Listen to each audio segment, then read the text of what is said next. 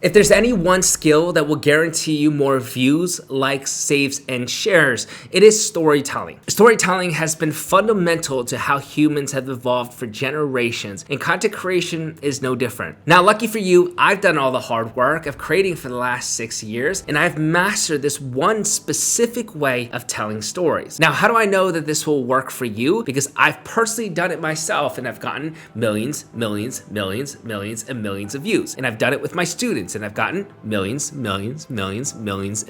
of views. The reason why this specific format is so incredibly valuable is because it is literally so easy for anyone to do. It does not require you to speak in front of the camera. It solely relies on B-roll, text, and music, which all of you guys can do. So sit back, take your notes out, and copy these 5 steps exactly as I have outlined, and you too will have success. Step 1 is to hook with pain. Now, there will be 2 parts to this, both your text hook and your visual hook. Now, to best explain this, I want you to consider a picture book. A picture book has text that the parent can read aloud and describe in detail. It also has visuals, which oftentimes is not that detailed, but it is simply there to actually amplify the emotion. Both in tandem make the story really engaging. Similarly, I want the text hook of your video to describe a specific pain that you had to overcome, whether it be going through a breakup, feeling unseen, or being teased, or being judged for something. I don't really care what pain it is, I just want you to first begin there. For the visual hook, I want you to choose a video clip or a photo that amplifies the emotion of that text. It does not have to be accurate to that moment. It simply has to have you be less happy. So just don't choose that media in which you're smiling ear to ear. Instead, choose one that you look a little frustrated or stressed or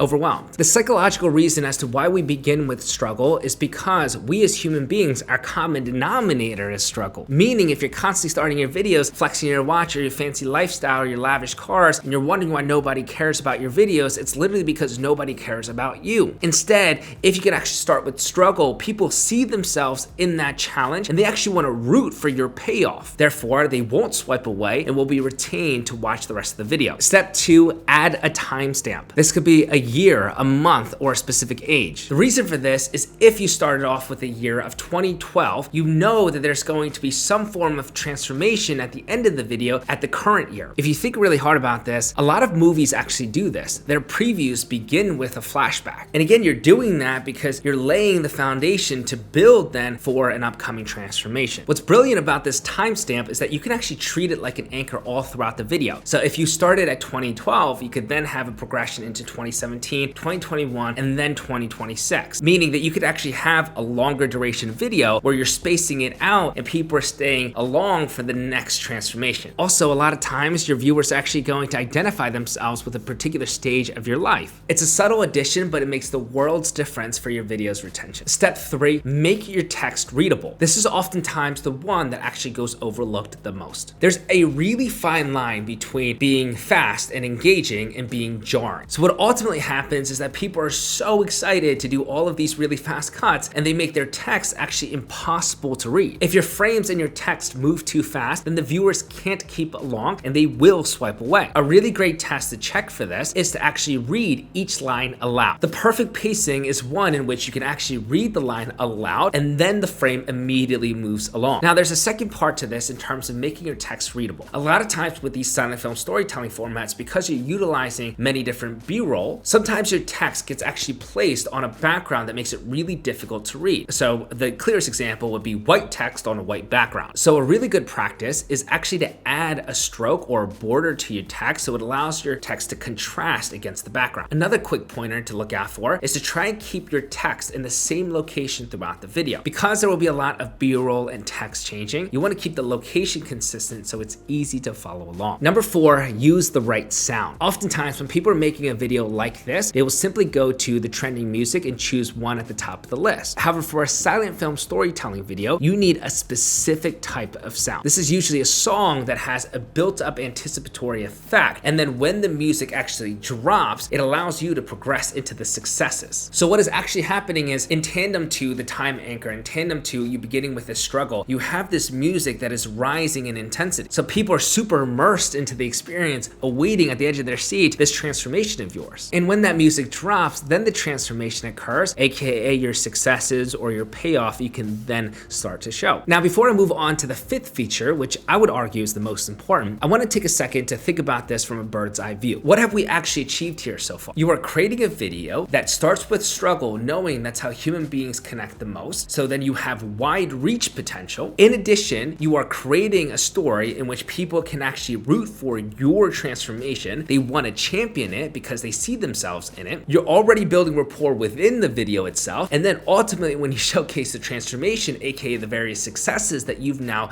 achieved, you're showcasing to them why you are in position of authority. That is insane. That is unheard of. And I am literally showing you how to do that in just one video. Imagine doing that for 10 videos this upcoming month. This is why I'm telling you that not only will it get you more views, it'll get you more likes, saves, and shares. And the type of comments that you will receive are so different from the ones that you're probably getting today with the fire emojis and people saying, hey, epic, sick video, dude. No, these are the types of comments like, oh my goodness, I really needed this. This completely changed my day. I really could use this reminder because I've been going through a very difficult time. Hey, this makes me feel less alone. Hey, I feel seen. Thank you so much for this video. That's the type of reactions that we want. Those are meaningful connections that you're building with people in real time. Now I want to move into the fifth and final feature. You have to choose one theme for each of these silent film formats. Do not treat them like a full-on biography. What ultimately happens is that people get really excited about this format and they'll go ahead and try to talk about all these various different experiences throughout their life, and they want to implement all of them and showcase all of these different transformations, but it makes it really difficult for the viewer to follow along. I want you to instead think of it like this. Every single video is going to highlight a different transformation. I have this really powerful framework that might make this extremely easy for you. It is called the 3 Ps. It is problem, pursuit, and payoff. So in these silent film formats, you want to showcase all 3 of those parts in that specific order. But you see how I didn't say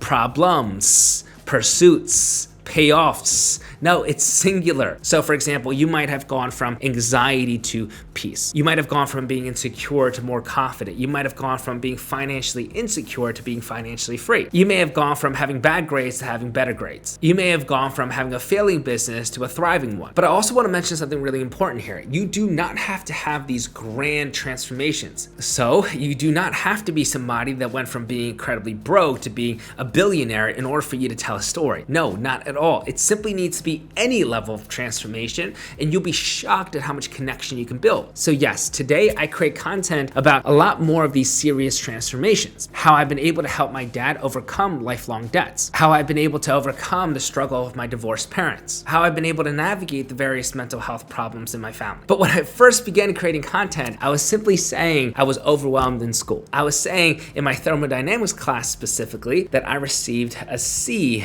on one of my exams. Any level of struggle or any level of problem that you can show that you have overcome, it will only build credibility and further connection with your audience. And if you are having a hard time with this, here's a simple practice that will make this very, very easy. All you have to do is open up a Google Doc and start a 30-minute timer next to you. In those 30 minutes, I simply want you to list out transformative experiences in your life. What will happen is that you'll actually list out the first 8 quite quickly, but beyond that, you'll find yourself struggling. Good, stay in the struggle. That's exactly what we want. But as you constantly start to peel back the layers of your past, you're going to recognize, even in the smallest moments, they were transformations that have turned you to the person that you are today. That is what we're looking for. So ultimately, what you'll have is a list of 20 plus different experiences. You can actually attach that file into ChatGPT and use a prompt that goes something like this. Here's a list of transformative experiences in my life. Are you able to identify common themes across them? Group them based on specific transformations, like going from